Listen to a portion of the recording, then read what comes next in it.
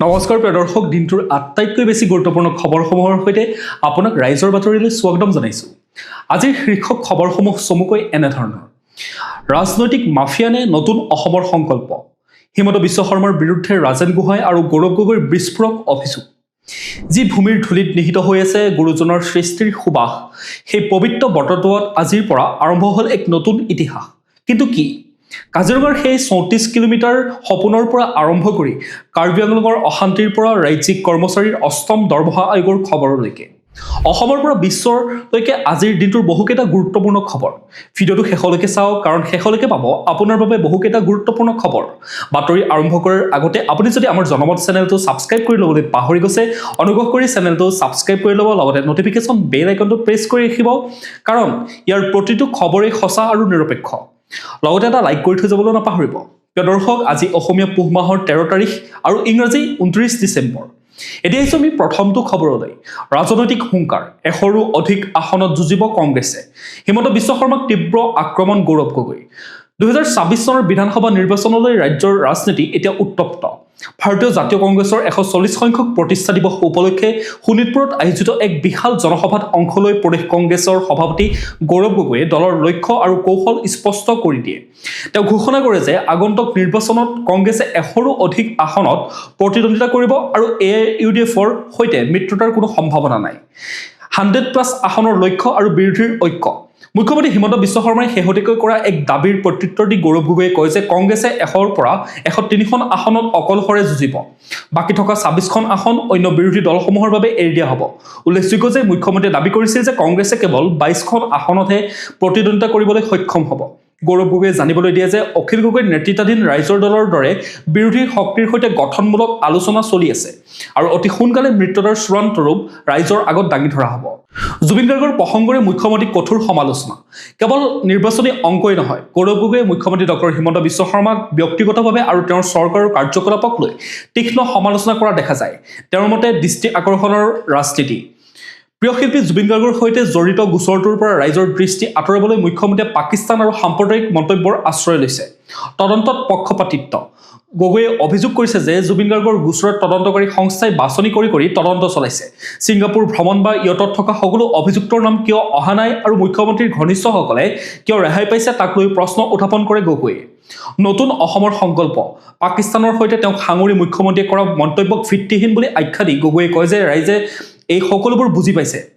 গৌৰৱ গগৈৰ এই বক্তব্যই দুটা কথা স্পষ্ট কৰিছে। প্ৰথমটো হ'ল কংগ্ৰেছে এতিয়া একলা চলো নীতিৰে নিজৰ সাংগঠনিক শক্তি প্ৰদৰ্শন কৰিব বিচাৰিছে, আৰু দ্বিতীয়টো হ'ল AIUDFৰ পৰা দূৰত্ব বজাই ৰাখি দলটোৱে উচ্চবৰ্ণ আৰু খিলঞ্জীয়াসকলৰ আস্থা পুনৰ জয় কৰাৰ চেষ্টা কৰা দেখা গৈছে। ইয়াৰ বিপৰীতে জুবিন গাৰ্গৰ দৰে আৱেগিক বিষয়ৰ উত্থাপনে চৰকাৰৰ বিৰোধী জনমতত গঠনত সহায় কৰিব বুলি কংগ্ৰেছে আশা কৰিছে। ৰাজীৱ ভৱনৰ পৰা জয়মতী পথাৰলৈ ৬ কিলোমিটাৰ জোৰা পদযাত্ৰাৰ অন্তত গগৈয়ে কৈছে যে আমি এখন নতুন অসম গঢ়িব বিচাৰো আৰু কংগ্ৰেছে আগন্তুক দিনত চৰকাৰ গঠন কৰিব।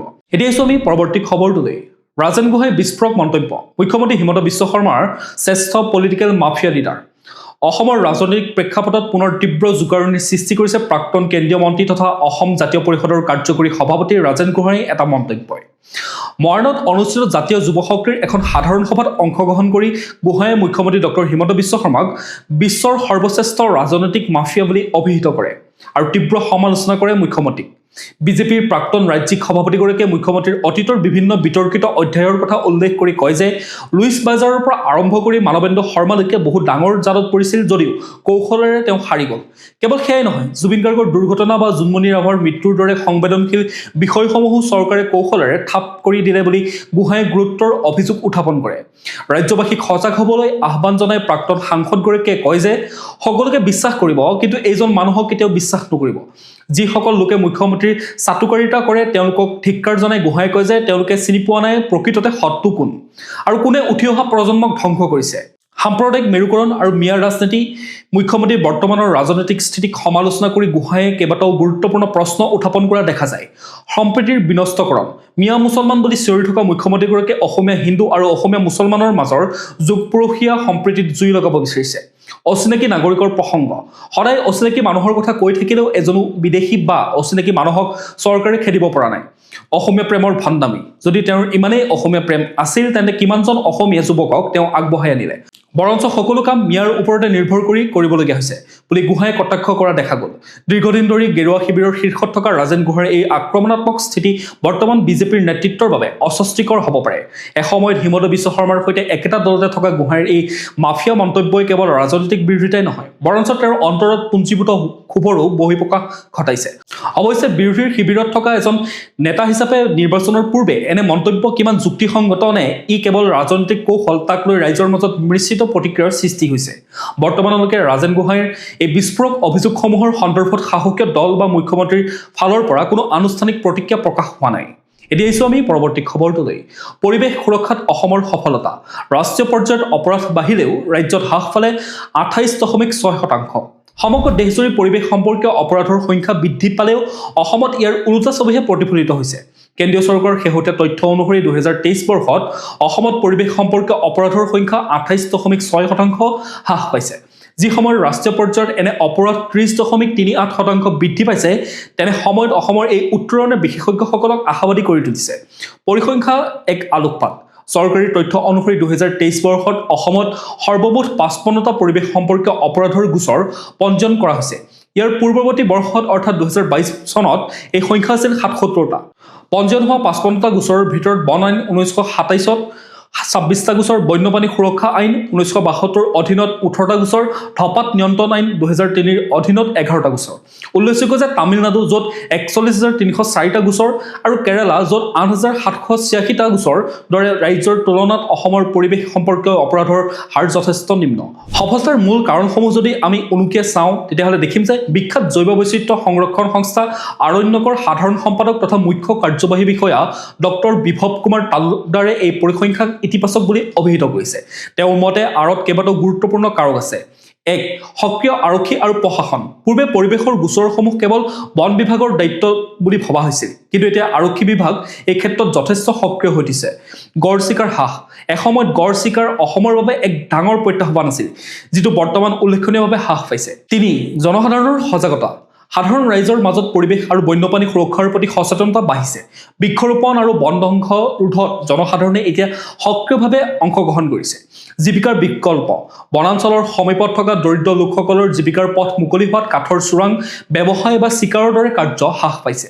যদিও গোচৰৰ সংখ্যা হ্ৰাস পাইছে, তথাপিও 2023 বৰ্ষত ৰাজ্যত 75 জন লোকক আটক কৰা হৈছিল আৰু ইয়াৰে 55 জনৰ বিৰুদ্ধে অভিযোগনামা দাখিল কৰা হৈছিল। ইয়াৰ অৰ্থ হ'ল যে নিৰীক্ষণ ব্যৱস্থা কটকটীয়া হোৱাৰ বাবে অপৰাধীয়ে সাৰি যোৱাৰ পথ সংকীৰ্ণ হৈছে। অৱশ্যে বিশেষজ্ঞসকলৰ মতে এই ধাৰা অক্ষুণ্ণ ৰাখিবলৈ হ'লে চৰকাৰী বিভাগসমূহৰ মাজত অধিক সমন্বয় আৰু তৃণমূল পৰ্যায়ত বন সংৰক্ষণৰ আইনসমূহৰ কঠোৰ প্ৰয়োগ অব্যাহত থকাটো জৰুৰী। এতিয়া আহিছোঁ আমি পৰৱৰ্তী খবৰটোলৈ। কাৰ্বি আংলঙত পুনৰ সক্ৰিয় হ'ল ইণ্টাৰনেট। শান্তি উভতাই অনাৰ লক্ষ্যৰে চৰকাৰৰ গুৰুত্বপূৰ্ণ পদক্ষেপ। দীৰ্ঘ 5 দিন ধৰি কৰ্তন হৈ থকাৰ পিছত আজি কাৰ্বি আংলং আৰু পশ্চিম কাৰ্বি আংলং জিলাত মোবাইল ইণ্টাৰনেট সেৱা পুনৰ আৰম্ভ কৰা হৈছে। খেৰণি অঞ্চলত হোৱা হিংসাত্মক সংঘাতৰ বাবে যোৱা 23 ডিচেম্বৰৰ পৰা বন্ধ কৰি ৰখা হৈছিল এই সেৱা। চৰকাৰী সূত্ৰই জনোৱা মতে পৰিস্থিতি ক্ৰমান্বয়ে স্বাভাৱিক হোৱাৰ প্ৰতি লক্ষ্য ৰাখি আজি পুৱা 8 বজাৰ পৰা ইণ্টাৰনেট সেৱা বাহাল কৰা হৈছে। উল্লেখযোগ্য যে কাৰ্বি ভূমিৰ VGR আৰু PGR ভূমিৰ পৰা অবৈধ বেদখলকাৰী উচ্ছেদৰ দাবীত চলি থকা আন্দোলন যোৱা 22 আৰু 23 ডিচেম্বৰত এক ভয়াৱহ ৰূপ লৈছিল। এই হিংসাত্মক ঘটনাত 2জন সাধাৰণ নাগৰিকৰ মৃত্যু হোৱাৰ লগতে অসম আৰক্ষী আৰু CRPFৰ মুঠ 173 জন জোৱান আহত হৈছিল। আহতসকলৰ ভিতৰত অসম আৰক্ষীৰ সঞ্চালক প্ৰধান হৰমিত সিং আৰু IG আইন শৃংখলা অখিলেশ সিঙো আহত হৈছিল। এতিয়া আহিছোঁ আমি পৰৱৰ্তী খবৰটোলৈ। অপেক্ষাৰ অন্ত। আজি পুৱা 11 বজাত অমিত শ্বাহে উদ্বোধন কৰিব 220 কোটি টকীয়া বটদ্ৰৱা প্ৰকল্প। অসমৰ আধ্যাত্মিক আৰু সাংস্কৃতিক ইতিহাসত আজিৰ দিনটো এক উল্লেখনীয় দিন হিচাপে পৰিগণিত হ'ব।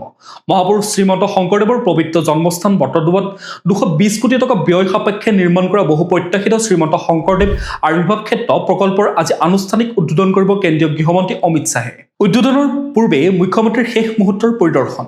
ঐতিহাসিক উদ্বোধনৰ প্ৰাক্ষণত কালি বিয়লি প্ৰকল্পস্থলীত উপস্থিত হয় মুখ্যমন্ত্ৰী ডক্টৰ হিমন্ত বিশ্ব শৰ্মা। সমগ্ৰ প্ৰকল্পটো পৰিদৰ্শন কৰি মুখ্যমন্ত্ৰীগৰাকীয়ে সংবাদ মাধ্যমক জনায় যে আজি পুৱা 11 বজাত কেন্দ্ৰীয় গৃহমন্ত্ৰীগৰাকী বটদ্ৰৱাত উপস্থিত হ'ব।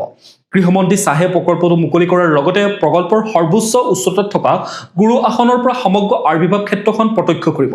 আধ্যাত্মিক পৰিৱেশেৰে আদৰণিৰ প্ৰস্তুতি গৃহমন্ত্ৰীগৰাকীক আদৰিবলৈ বটদ্ৰৱাত এক অভূতপূৰ্ব আধ্যাত্মিক পৰিৱেশৰ সৃষ্টি কৰা হৈছে। মুখ্যমন্ত্ৰীয়ে জানিবলৈ দিয়া মতে গায়ন বায়ন আৰু শংকৰী কলাকৃষ্টিৰে কেন্দ্ৰীয় মন্ত্ৰীগৰাকীক আদৰণি জনোৱা হ'ব। তেওঁ প্ৰকল্পটোৰ নাটঘৰ পৰিদৰ্শন কৰিব, য'ত আইসকলে দিহানাম পৰিৱেশন কৰিব। ৰাইজৰ বাবে কেতিয়া মুকলি হ'ব? প্ৰকল্পটো আজি আনুষ্ঠানিকভাৱে উদ্বোধন কৰা হ'লেও সাধাৰণ ৰাইজৰ বাবে ই সম্পূৰ্ণৰূপে মুকলি হ'বলৈ আৰু প্ৰায় এমাহ সময়ৰ প্ৰয়োজন হ'ব বুলি মুখ্যমন্ত্ৰীয়ে সদৰি কৰে। এই বৃহৎ প্ৰকল্পটোৰ চোৱাচিতা আৰু পৰিচালনাৰ দায়িত্বত থাকিব শ্ৰীমন্ত শংকৰদেৱ কলাক্ষেত্ৰ সমাজ। বৃন্দাবনী বস্ত্ৰৰ প্ৰসংগত মুখ্যমন্ত্ৰীৰ স্পষ্টীকৰণ।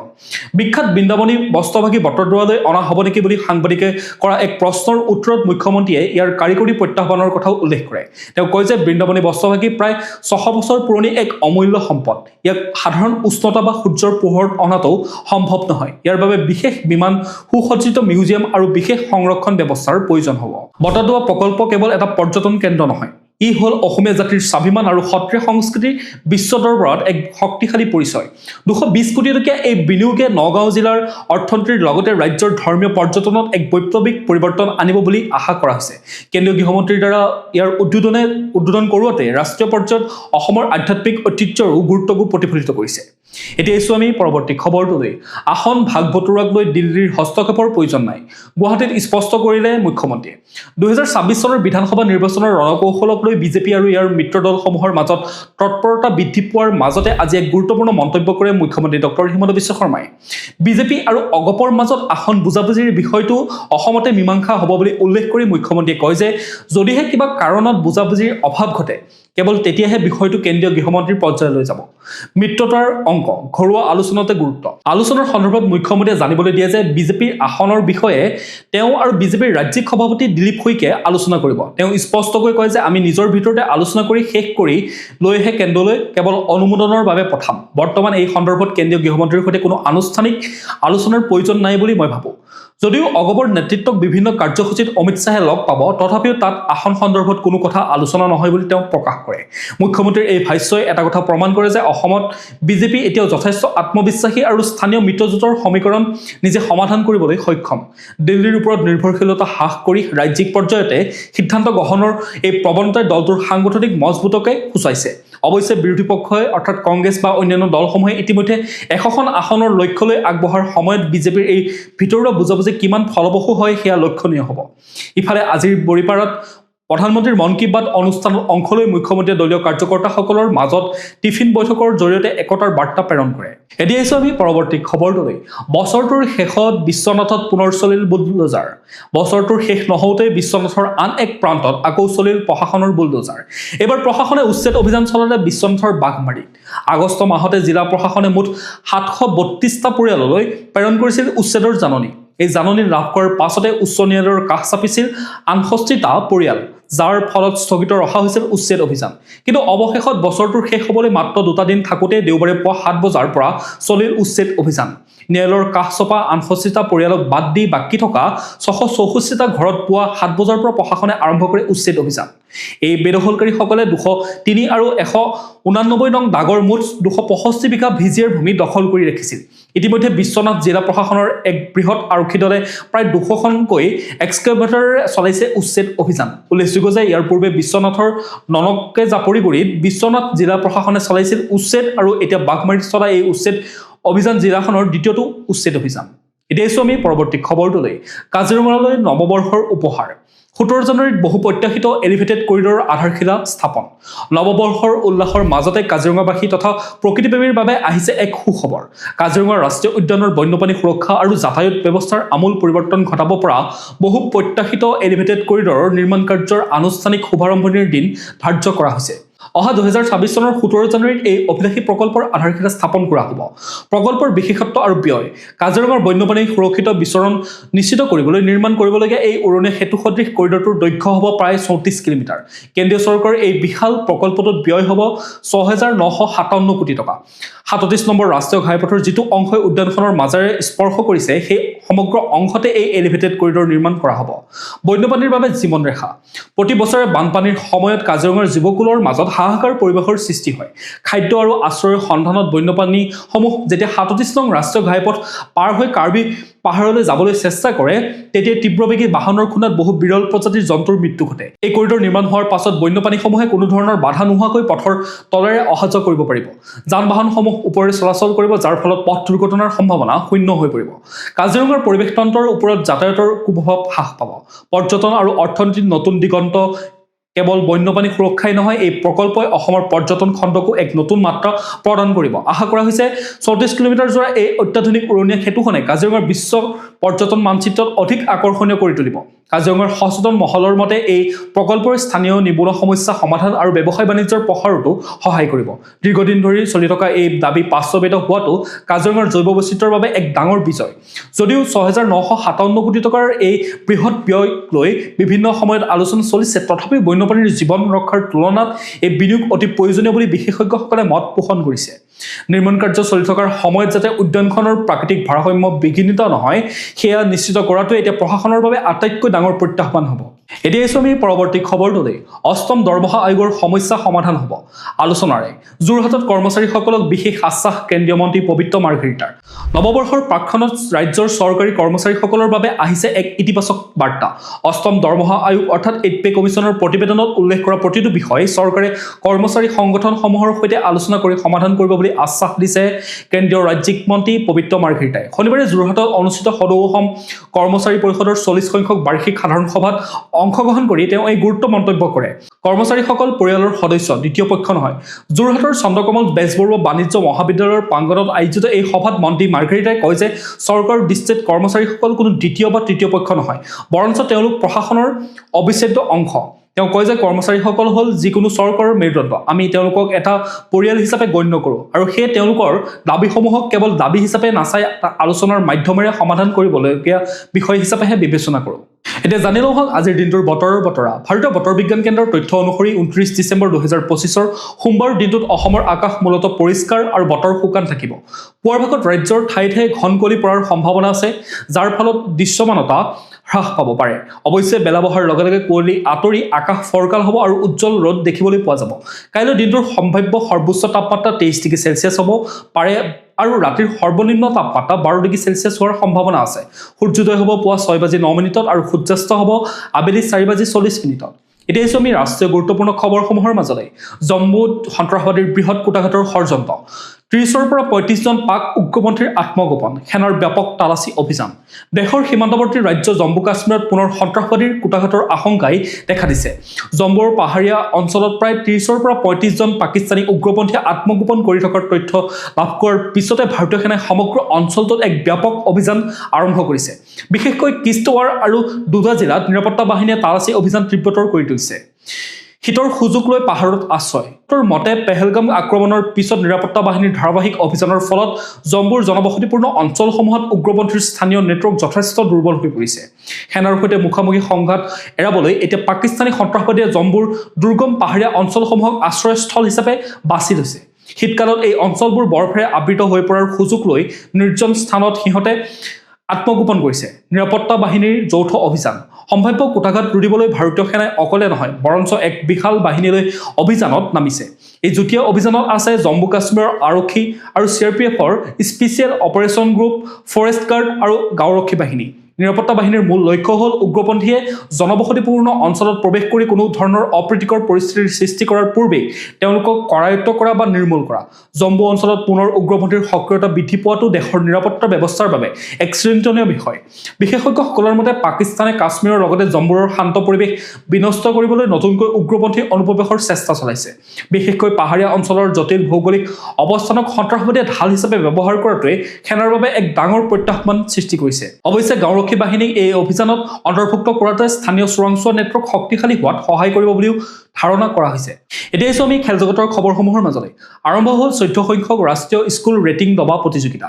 শনিবাৰৰ পৰা গুৱাহাটীৰ সৰুসজাই অৰ্জুন ভোগেশ্বৰ বৰুৱা ইনডোৰ ষ্টেডিয়ামত আৰম্ভ হৈছে 14 সংখ্যক ৰাষ্ট্ৰীয় স্কুল ৰেটিং দবা প্ৰতিযোগিতা 2025। সদৌ অসম দবা সন্থাৰ উদ্যোগত আৰু সদৌ ভাৰতীয় দবা ফেডাৰেশ্যনৰ সহযোগত অনুষ্ঠিত হোৱা উক্ত ৰাষ্ট্ৰীয় দবা প্ৰতিযোগিতাখনত অসমকে ধৰি দেশৰ প্ৰতিখন ৰাজ্যৰ প্ৰায় 12 শতাধিক দবা খেলুৱৈয়ে অংশগ্ৰহণ কৰিছে। ল'ৰা আৰু ছোৱালীৰ 7, 9, 11, 13 আৰু 15 আৰু 17 বছৰ অনুৰ্ধৰ শাখাৰ প্ৰতিযোগিতাখন আনুষ্ঠানিকভাৱে উদ্বোধন কৰে যুৱ আৰু ক্ৰীড়া মন্ত্ৰী নন্দিতা গাৰ্লুছে। বন্তি প্ৰজ্বলনেৰে মন্ত্ৰী গাৰ্লুছে উদ্বোধন কৰা প্ৰতিযোগিতাখনৰ উদ্বোধনী অনুষ্ঠানত মন্ত্ৰীগৰাকীৰ উপৰিও সদৌ অসম দবা সন্থাৰ সভাপতি মুকুতা ডেকা আৰু সম্পাদক ৰাজীৱ ধৰকে ধৰি কেইবাগৰাকীও বিশিষ্ট ব্যক্তি উপস্থিত থাকে। উল্লেখযোগ্য যে 27 ডিচেম্বৰৰ পৰা 31 ডিচেম্বৰলৈ চলিব লগা প্ৰতিযোগিতাখনৰ মুঠ পুৰস্কাৰ ৰখা হৈছে নগদ 5,10,000 টকা। এই প্ৰতিযোগিতাত প্ৰতিটো ইভেণ্টত শীৰ্ষস্থান দখল কৰিবলৈ সক্ষম হোৱা খেলুৱৈসকলে অংশগ্ৰহণ কৰাৰ সুবিধা পাব এছিয়া মহাদেশ তথা আন্তঃৰাষ্ট্ৰীয় পৰ্যায়ৰ খেলত। এতিয়া আমি আন্তঃৰাষ্ট্ৰীয় গুৰুত্বপূৰ্ণ খবৰসমূহৰ মাজলৈ বন্দুকৰ নলীৰ মুখত নিৰ্বাচন। গৃহযুদ্ধৰ মাজতে ম্যানমাৰত আৰম্ভ হ'ল ভেকু ভাওনাৰ ভোটদান। সুদীৰ্ঘ 5 বছৰৰ বিৰতিৰ পিছত ম্যানমাৰত আজিৰ পৰা আৰম্ভ হৈছে সাধাৰণ নিৰ্বাচন। কিন্তু এই নিৰ্বাচনক লৈ উৎসাহৰ বিপৰীতে সমগ্ৰ বিশ্বতে সৃষ্টি হৈছে তীব্ৰ প্ৰতিক্ৰিয়াৰ। দেশখনত চলি থকা ভয়াৱহ গৃহযুদ্ধ আৰু সামৰিক শাসনৰ মাজতে জুণ্টা চৰকাৰে আয়োজন কৰা এই নিৰ্বাচনক আন্তঃৰাষ্ট্ৰীয় পৰ্যবেক্ষকসকলে এক লজ্জাজনক নাটক বা ভেকু ভাওনা বুলিহে অভিহিত কৰে। ভোটদানৰ 3টা পৰ্যায়। ম্যানমাৰৰ 330টা টাউনশ্বিপৰ ভিতৰত প্ৰথম পৰ্যায়ত আজি 102টা সমষ্টিত ভোটগ্ৰহণ অনুষ্ঠিত হয়। বাকী থকা পৰ্যায়সমূহ অহা 11 জানুৱাৰী আৰু 25 জানুৱাৰীত অনুষ্ঠিত হ'ব। ফেব্ৰুৱাৰী মাহৰ ভিতৰত নিৰ্বাচনৰ চূড়ান্ত ফলাফল ঘোষণা কৰাৰ সম্ভাৱনা আছে। প্ৰীতি আৰু প্ৰলোভনৰ নিৰ্বাচনৰ নামত ম্যানমাৰত যি পৰিৱেশৰ সৃষ্টি হৈছে সি অতি ভয়ংকৰ। সংবাদ মাধ্যমৰ খবৰ অনুসৰি জবৰদস্তি ভোটদান। বহুত ঠাইত সেনাই বন্দুক দেখুৱাই সাধাৰণ ৰাইজক ভোট কেন্দ্ৰলৈ যাবলৈ বাধ্য কৰিছে। বিৰোধীৰ অনুপস্থিতি। আং সান ছু কিৰ দৰে জনপ্ৰিয় নেত্ৰী কাৰাগাৰত বন্দী হৈ থকাৰ লগতে তেওঁৰ দল নেশ্যনেল লীগ ফৰ ডেমক্ৰেটিকৰ এই নিৰ্বাচনত অংশ ল'বলৈ দিয়া হোৱা নাই। একপক্ষীয় যুঁজ। যদিও 4,800ৰো অধিক প্ৰাৰ্থীয়ে অংশগ্ৰহণ কৰিছে, প্ৰকৃততে সামৰিক বাহিনীৰ সমৰ্থিত ইউনিয়ন ছলিডাৰিটি এণ্ড ডেভেলপমেণ্ট পাৰ্টিৰ বিজয় প্ৰায় নিশ্চিত। ৰাজনৈতিক বিশ্লেষকসকলৰ মতে এই সমগ্ৰ নিৰ্বাচনী প্ৰক্ৰিয়াটো কেৱল এজন ব্যক্তিৰ বাবে সাজু কৰা হৈছে আৰু তেওঁ হ'ল জেনেৰেল মিন অং লাইং। 2021 চনত সামৰিক অভ্যুত্থানৰ জৰিয়তে ক্ষমতা দখল কৰা লাইঙে এতিয়া নিৰ্বাচনৰ নামত এক গণতান্ত্ৰিক মুখা পিন্ধি দেশখনৰ ৰাষ্ট্ৰপতি হোৱাৰ লক্ষ্য নিৰ্ধাৰণ কৰি লৈছে। আন্তঃৰাষ্ট্ৰীয় প্ৰতিক্ৰিয়া। ৰাষ্ট্ৰসংঘৰ মানৱ অধিকাৰৰ বিশেষজ্ঞ টম এণ্ড্ৰিউছে এই নিৰ্বাচনক তীব্ৰ সমালোচনা কৰি কৈছে যে যি চৰকাৰে নিজৰ দেশৰ নাগৰিকৰ ওপৰত বোমা বৰ্ষণ কৰে, বিৰোধী নেতাক কাৰাগাৰত ভৰাই ৰাখে, তেওঁলোকে অনুষ্ঠিত কৰা নিৰ্বাচন কেতিয়াও মুক্ত আৰু নিকা হ'ব নোৱাৰে। আমেৰিকা আৰু পশ্চিমীয়া দেশসমূহেও এই নিৰ্বাচনৰ বৈধতাক লৈ প্ৰশ্ন উত্থাপন কৰা দেখা গৈছে। প্ৰিয় দৰ্শক, আজিৰ দিনটোৰ গুৰুত্বপূৰ্ণ খবৰসমূহ আছিল ইমানেই। আপোনালোকে যদি এতিয়াও আমাৰ চেনেলটো ছাবস্ক্ৰাইব কৰি ল'বলৈ পাহৰি গৈছে, অনুগ্ৰহ কৰি চেনেলটো ছাবস্ক্ৰাইব কৰি ল'ব, লগতে নটিফিকেশ্যন বেল আইকনটো প্ৰেছ কৰি ৰাখিব যাতে প্ৰতিদিনে এনেধৰণে নিউজসমূহ পাই থাকে। লগতে ভিডিঅ'টো যদি চাই ভাল পালে এটা লাইক কৰি থৈ যাব আৰু কমেণ্টত আপোনাৰ মতামত দিবলৈ নাপাহৰিব। কাইলৈ পুনৰ একে সময়তে লগ পোৱাৰ প্ৰতিশ্ৰুতিৰে আপোনাক বহুত বহুত ধন্যবাদ জ্ঞাপন কৰিছোঁ।